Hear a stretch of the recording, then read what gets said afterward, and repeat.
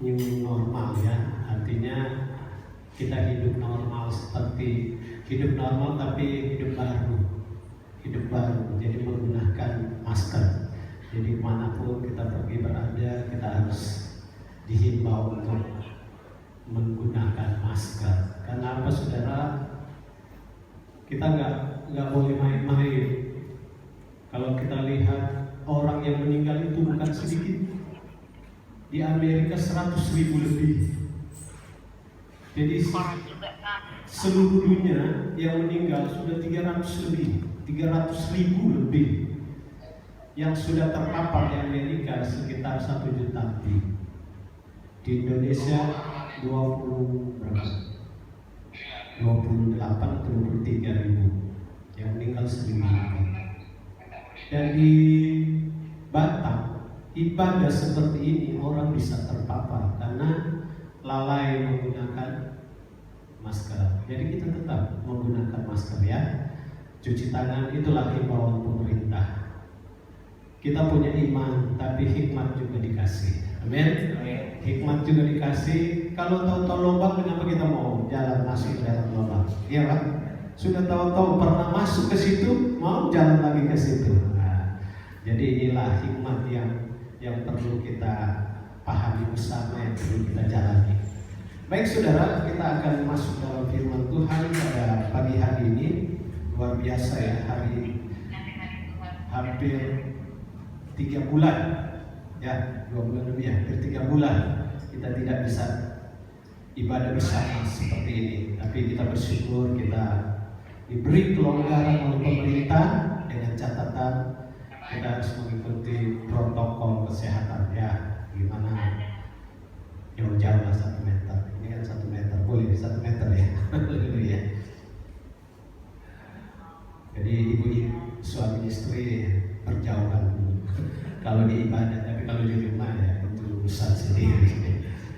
Baik saudara, saya akan mengajak saudara untuk melihat firman Tuhan pagi hari ini. Biarlah kiranya firman Tuhan ini memotivasi kita dan menguatkan kita. Dalam firman Tuhan pagi hari ini saya angkat di dalam Yosua. Kitab Yosua pasal yang ke-23 ayat 11. Mari kita berdiri, kita baca bersama-sama. Yosua, kitab Yosua pasal yang ke-23 ayat 11. Sudah dapat semua? Ada di atas ya. Kita baca bersama-sama. 1, 2, 3. Maka demi namamu berteguhlah mengasihi Tuhan Allah. Puji Tuhan. Terima kasih, dipersilahkan saudara duduk kembali. Saudara, Tuhan itu sangat peduli dengan kita. Amin. Peduli dengan keselamatan kita, peduli dengan jiwa kita. Itu sebabnya kenapa Allah peduli? Karena saking Dia peduli dengan kita, maka Dia datang ke dalam dunia. Dia rela mati karena Dia mau agar jangan sampai satu pun umat ciptaannya itu binasa. Tuhan mau semua diselamatkan. Dengan cara bagaimana saudara supaya kita diselamatkan? Kita harus datang kepada Dia. Amin. Dia telah datang kepada kita. Dia telah mengorbankan dirinya untuk kita. Nah sekarang bagaimana dengan kita? Bagaimana sikap kita? Bagaimana respon kita dengan kedatangan Tuhan?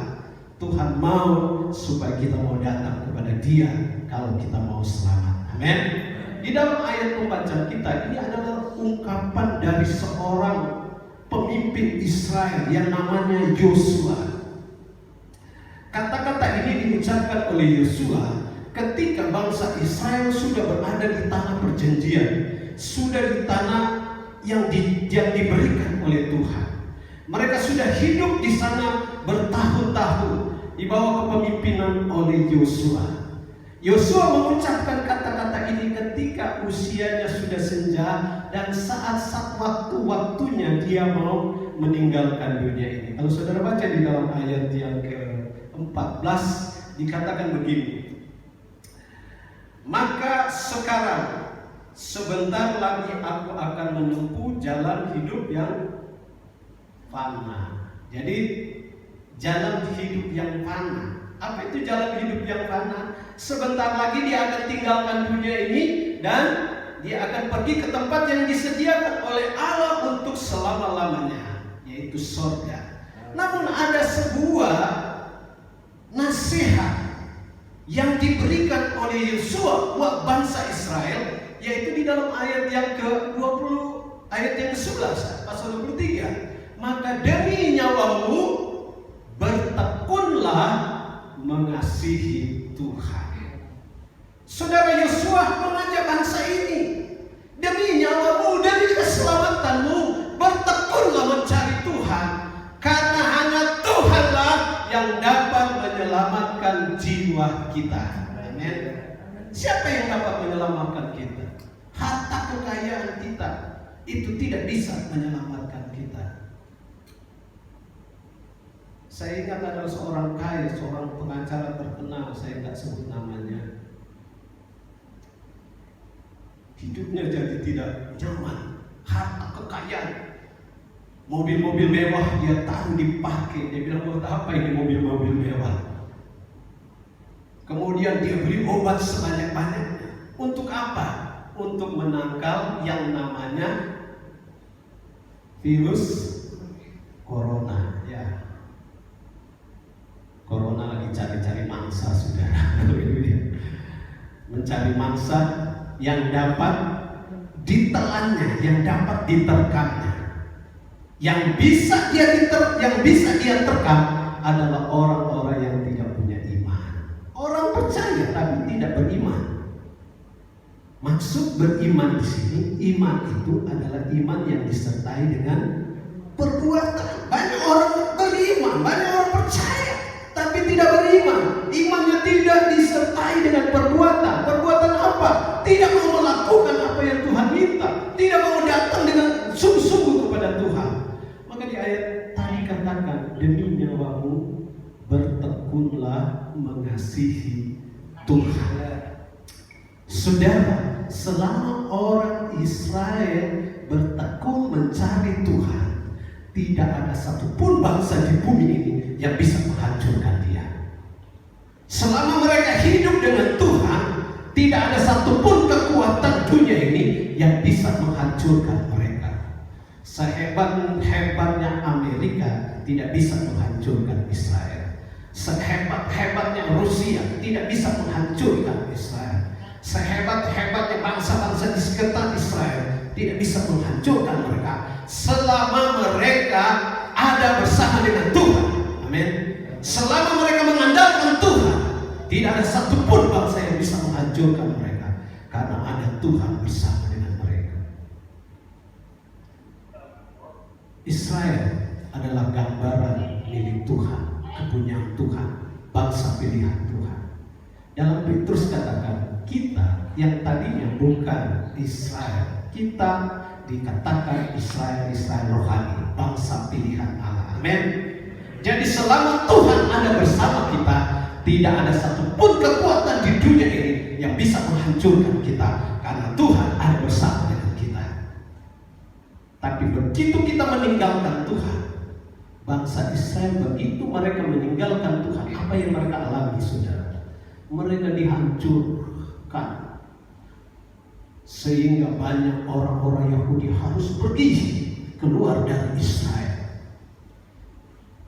Baru tahun 1940 berapa, 46 atau 40 berapa, Israel baru mengalami yang namanya kemerdekaan. Mereka dikembalikan oleh Tuhan di tempat di mana mereka berada. Ketika mereka mencari Tuhan, selama mereka mencari Tuhan, tidak ada satupun bangsa yang bisa menghancurkan mereka, karena ada Tuhan. Sebab itu ucapan dari Yosua itu sangat luar biasa.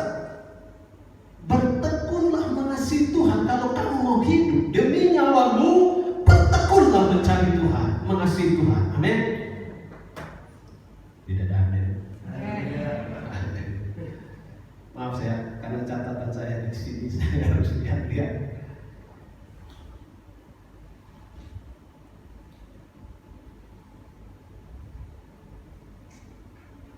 Rupanya karena saya setting pakai wajah, kalau wajah saya ditutup dia nggak bisa keluar. Jadi harus Ya, saudara, seperti saya katakan tadi, selama bangsa Israel mengandalkan Tuhan, tidak ada satupun bangsa yang bisa menghancurkan mereka. Amin. Sama dengan kita. Di sekitar kita ada yang namanya virus corona. Bisa saja kan kita datang, kita tidak terpapar, tapi di tangan kita ada virus. Bisa kena kepada orang yang imannya lemah, imunnya lemah, apalagi saudara, tubuhnya banyak penyakit bawaan. Kita mungkin tidak, tapi bisa kena di teman-teman sekitar kita. Tetapi kalau iman kita kuat, ada Yesus dalam hidup kita, saya percaya semua itu akan berlalu dari hidup kita. Coba kita lihat dalam ayat firman Tuhan di dalam Roma 8 ayat 31. Roma 8 ayat 31, apa yang dikatakan sana saudara? Roma 8 ayat 31 berkata begini, sebab itu apakah yang akan kita katakan tentang semuanya itu? Jika Allah di pihak kita, siapakah lawan kita? Amin.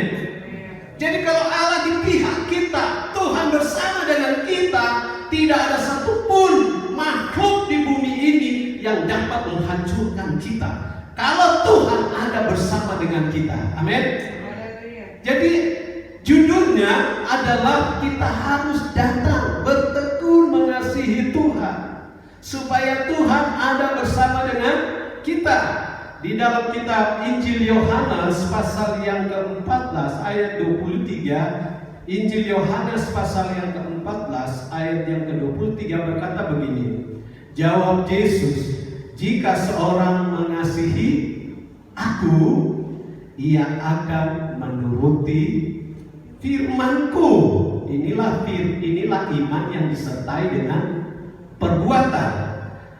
Jika seorang mengasihi aku, ia akan menuruti firman-Ku. Saudara perhatikan. Dan Bapakku akan mengasihi dia. Dan saudara lihat, perhatikan, kami akan datang. Siapa itu kami? Bapa, Anak, dan Roh Kudus. Kami akan datang. Bukankah pada mulanya Allah menciptakan manusia? Allah berfirman, marilah, baiklah kita menjadikan manusia menurut gambar, menurut peta, menurut gambar kita. Jadi hidup kita seperti gambarnya Allah. Orang yang menurut gambarnya Allah adalah orang yang hidup di dalam kebenaran Allah. Amin. Orang yang hidup di dalam firman Tuhan. Bagaimana kita dikatakan gambar Allah kalau firman itu tidak ada di dalam hidup kita, sehingga kita mudah dihancurkan. Tapi kalau gambar Allah ada di dalam hidup kita, maksudnya ada kebenaran Allah diam di dalam hidup kita.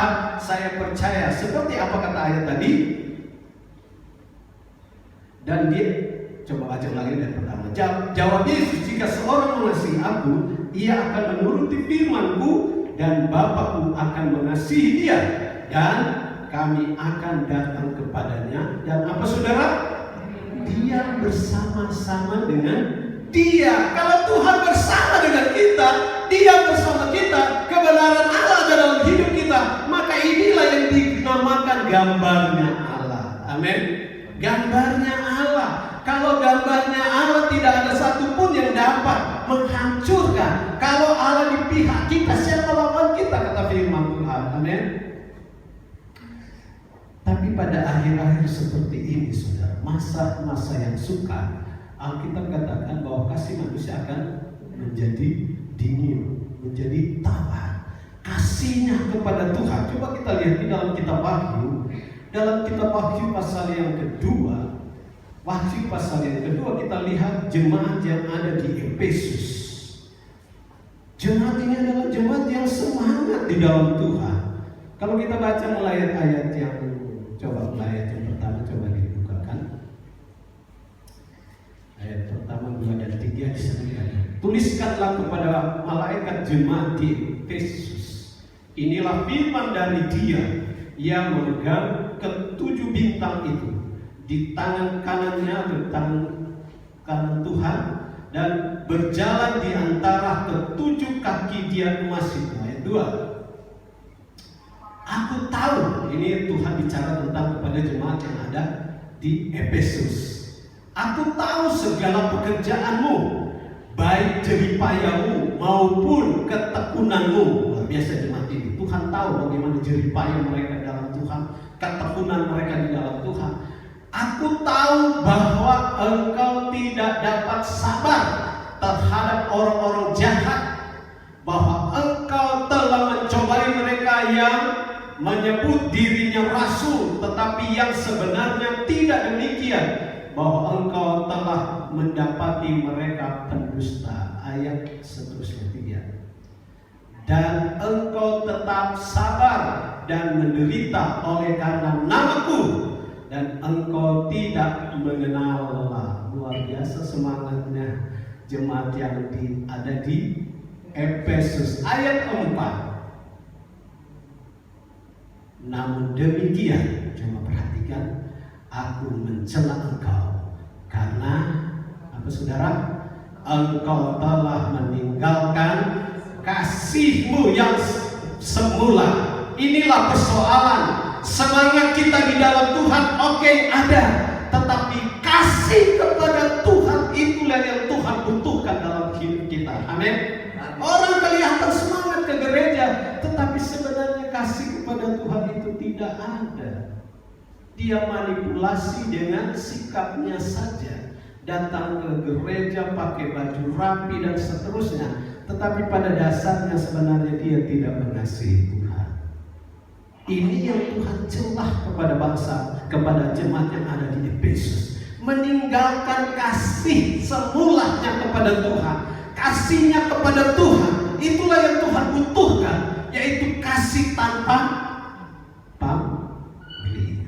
Kasih tanpa pamrih, mengasihi Tuhan benar-benar sungguh-sungguh hati. Bukankah Tuhan pernah berbicara kepada Petrus 3 kali? Tuhan berkata, Petrus, apakah engkau mengasihi aku? Apa jawab Petrus? Iya Tuhan, engkau tahu kalau aku mengasihi engkau. Petrus itu luar biasa semangat. Ada ayat katakan, Tuhan kalau Tuhan disalibkan di kepala di atas, aku mau disalibkan kepala di bawah. Luar biasa, artinya kakinya yang di atas. Tapi Yesus katakan sebelum ayam berkokok, engkau telah menyangkal aku berapa kali? 3 kali. Sebelum ayam berkokok.